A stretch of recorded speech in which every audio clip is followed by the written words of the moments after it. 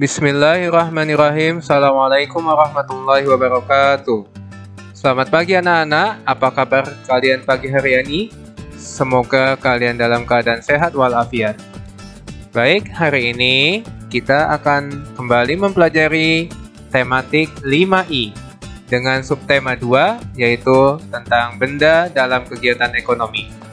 Dan hari ini untuk pembelajaran 1 kita akan mempelajari bidang studi IPA dan bahasa Indonesia. Mari kita mulai.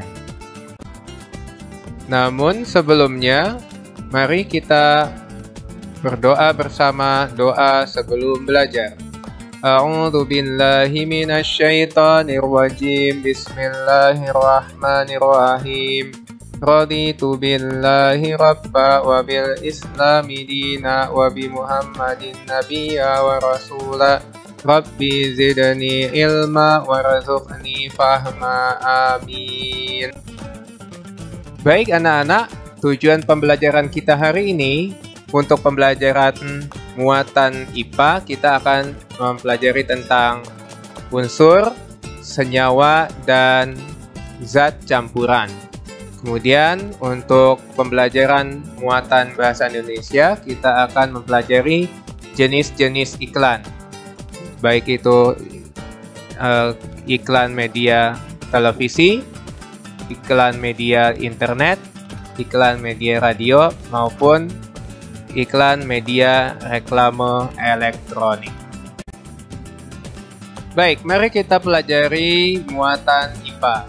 Sebelumnya, pada materi yang lalu kita mempelajari materi. Ya, apa itu materi? Materi adalah setiap objek atau segala sesuatu yang menempati ruang dan memiliki massa. Materi banyak jenisnya dan dikelompokkan menjadi wujud benda padat, wujud benda gas, dan wujud benda cair. Tapi berdasarkan komponen penyusunnya, materi dibedakan atas 1. Zat tunggal. Zat tunggal adalah zat yang komponen penyusunnya hanya satu zat atau materi saja. Contohnya emas, besi, air, dan garam. Yang kedua, yaitu zat campuran. Zat campuran adalah zat yang komponen penyusunnya terdiri atas 2 atau lebih zat atau materi. Contohnya adalah sirup, kemudian air dengan minyak. Baik, untuk hari ini kita akan mempelajari pertama tentang zat tunggal. Tadi sudah Pak dijelaskan tentang zat tunggal ya. Nah, zat tunggal ini ternyata dibagi menjadi atau dibedakan menjadi 2, yaitu unsur dan senyawa. Apa itu unsur? Unsur adalah zat kimia yang tidak dapat dibagi lagi menjadi zat yang lebih sederhana atau tidak bisa diuraikan lagi secara langsung ya, harus ada proses yang sangat rumit ya. Dan unsur ini dibagi menjadi atau dibedakan menjadi unsur logam dan unsur non logam. Unsur logam adalah unsur, contohnya adalah emas, besi ya, dan biasanya ciri-ciri logam itu bisa menghantarkan panas dan bisa menghantarkan listrik ya. Masih banyak lagi contoh unsur logam. Kemudian kalaupun yang kedua adalah unsur non logam ya, diantaranya contohnya adalah arang. Arang ini adalah karbon, nah ya, karbon. Kemudian ada juga yang berupa gas, yaitu oksigen. Dan umumnya gas-gas yang ada di muka bumi ini adalah unsur non logam.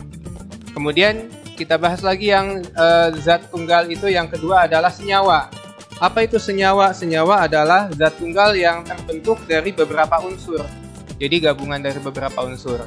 Contohnya ada, dan senyawa ini ya dibagi menjadi dua kelompok atau dibedakan menjadi 2, yaitu organik dan anorganik. Kalau senyawa organik itu adalah senyawa yang mengandung karbon ya, mengandung arang ya. Jadi kalau dibakar akan jadi arang. Contohnya adalah tepung ya, kemudian gula ya, kemudian lemak ya, dan karbohidrat lainnya. Ya, masih banyak lagi contohnya. Kemudian kalau yang senyawa anorganik adalah senyawa yang tidak mengandung karbon, diantaranya air dan garam. Ya, yang kedua kita akan mempelajari tentang zat campuran. Jadi zat campuran ini dibagi menjadi dua atau digolongkan menjadi dua, yaitu campuran homogen dan campuran heterogen. Apa itu campuran homogen? Campuran homogen adalah campuran yang terdiri atas dua materi atau zat yang dapat menyatu secara sempurna atau merata. Ya, kemudian kalau zat campuran heterogen, ya, kalau yang tadi homogen itu merata, ya, sempurna tercampurnya. Kalau yang campuran heterogen itu adalah campuran yang terdiri atas dua materi atau lebih, ya, zat yang berbeda yang tidak dapat menyatu secara merata. Ya, bisa dilihat di tayangan, contoh campuran homogen adalah sirup, kemudian es teh. Kalau campuran campuran homogen adalah sirup dan es teh, kemudian campuran heterogen contohnya air dengan minyak dan air dengan pasir. Ya, untuk mengetahui pemahaman kalian, maka ada tugas mandiri. Nah, tugas mandirinya adalah melengkapi tabel Ayo Aplikasikan yang ada di buku cetak tematik 5i halaman 65 dan diisi dengan jawaban yang benar ya nak ya. Setelah itu kalian foto dan kirimkan ke Google Classroom kelas masing-masing. Selanjutnya kita akan mempelajari muatan bahasa Indonesia. Ya, pada pertemuan sebelumnya kita sudah mempelajari iklan. Ya, jadi iklan adalah sebuah informasi yang disampaikan kepada khalayak atau masyarakat untuk mendorong agar mereka itu tertarik dengan produk atau jasa yang ditawarkan. Nah, kemarin kita belajar tentang iklan media cetak. Nah, kalau sekarang ada iklan media elektronik. Nah, iklan media elektronik ini dapat dibedakan atas satu iklan media televisi, yaitu yang iklannya ini biasanya berupa teks bergerak atau adegan seseorang yang sedang menggunakan produk atau jasa yang diiklankan. Kemudian yang kedua adalah iklan media radio.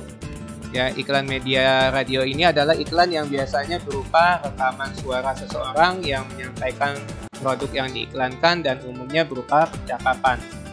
Kemudian yang ketiga ada iklan media internet. Iklan media internet adalah iklan yang biasanya ditayangkan melalui media online yang ada di internet seperti website, blog, maupun aplikasi lainnya.